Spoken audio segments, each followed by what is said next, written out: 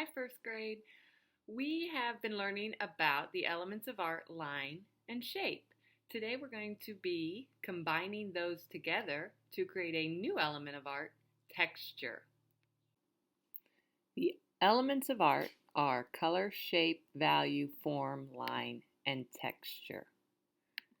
We began by looking at all the different types of lines: horizontal, vertical, diagonal, curvy lines, zigzag lines, spiraled lines, long lines, short lines, thick lines, thin lines.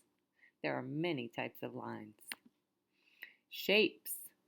We have been looking at flat two-dimensional geometric shapes: circles, squares, triangles, rectangles, diamonds, and ovals. Today, we're going to talk about texture. Texture is how something feels.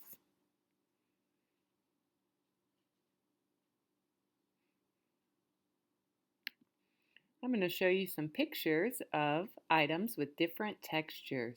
Say what you think it might feel like. Did you say smooth?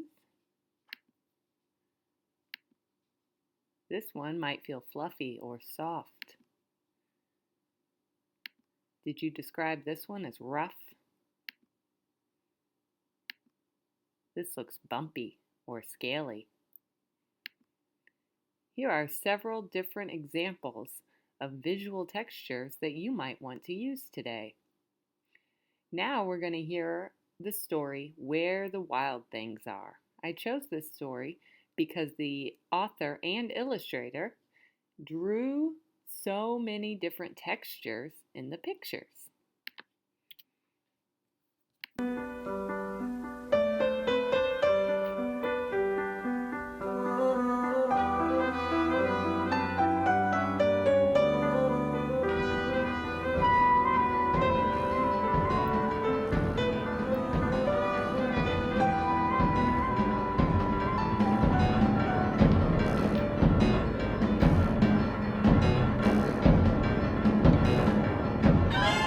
The wild things are.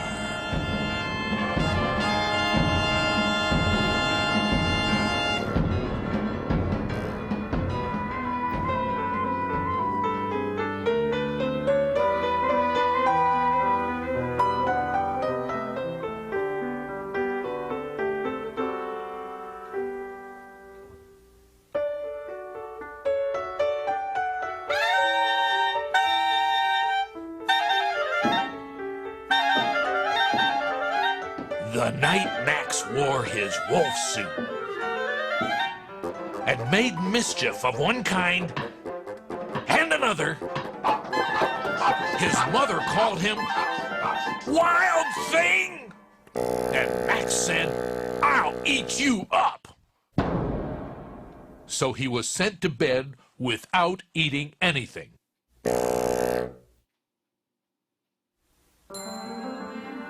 That very night, in Max's room, a forest grew.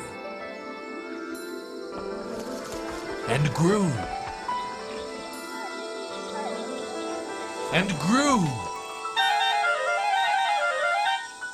Until his ceiling hung with vines, and the walls became the world all around.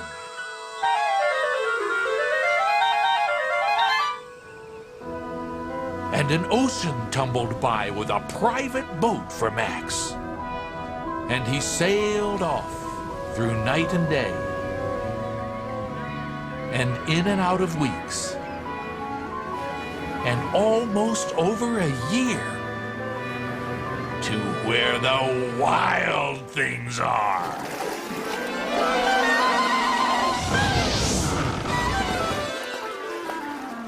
And when he came to the place where the wild things are, they roared their terrible roars and gnashed their terrible teeth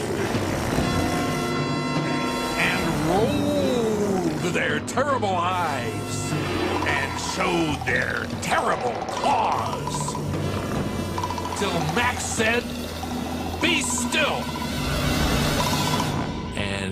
tamed them with the magic trick of staring into all their yellow eyes without blinking once. And they were frightened and called him the most wild thing of all, and made him king of all wild things. "And now," cried Max, "let the wild rumpus start!"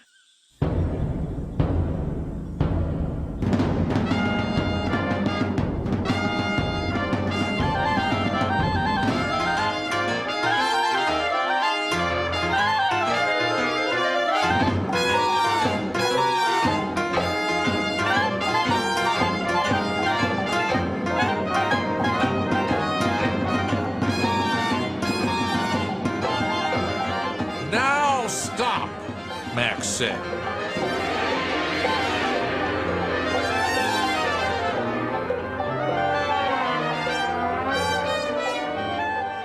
And sent the wild things off to bed without their supper.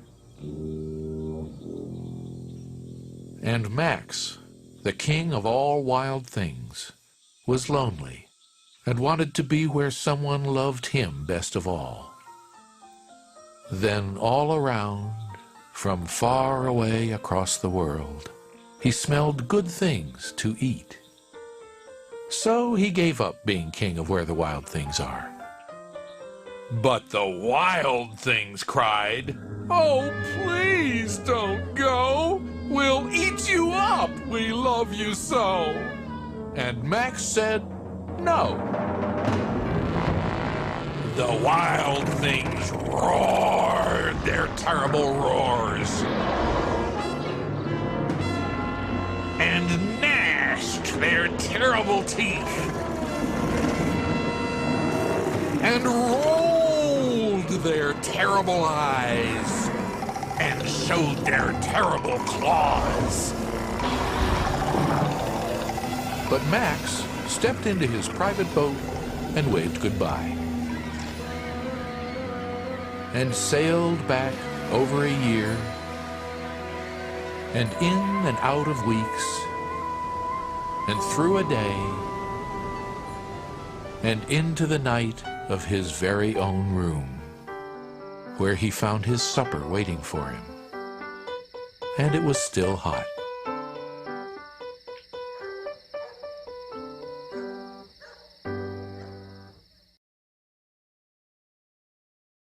Now I'm going to show you how to draw your very own wild thing and give it lots of interesting textures.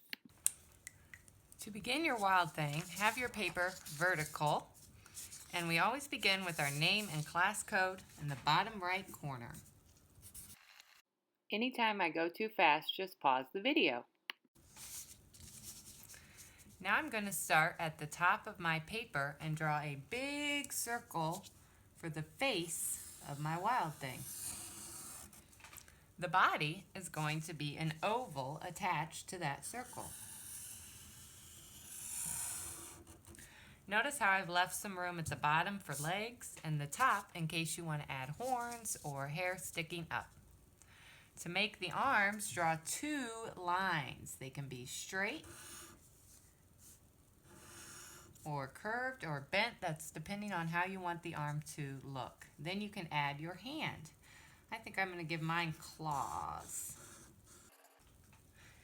You could also choose a different hand. Maybe you want to give it a paw. So instead of spiky lines, draw bumpy lines. Maybe you want to give it fingers. So curve the lines instead of making them pointy. Maybe there's something else you want to add, and that's up to you. Same thing for the legs. Draw two lines and then decide how you want the feet to look. I'm going to draw an oval and give him claws. Two lines, oval, claws. Okay, the next step is to add the face. The face can look however you want.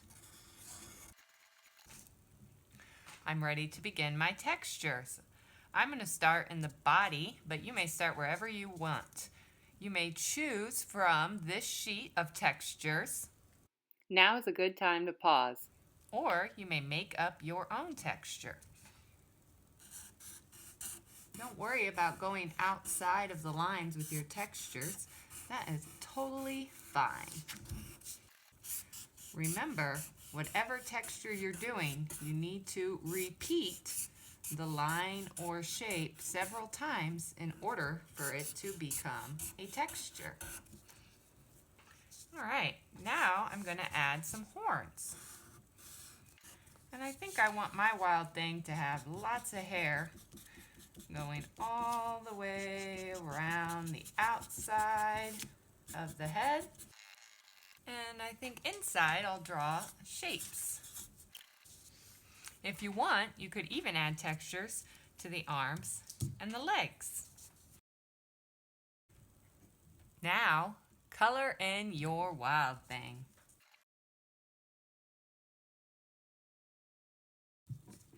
Remember, to show good craftsmanship, you should always color the entire paper. Have fun!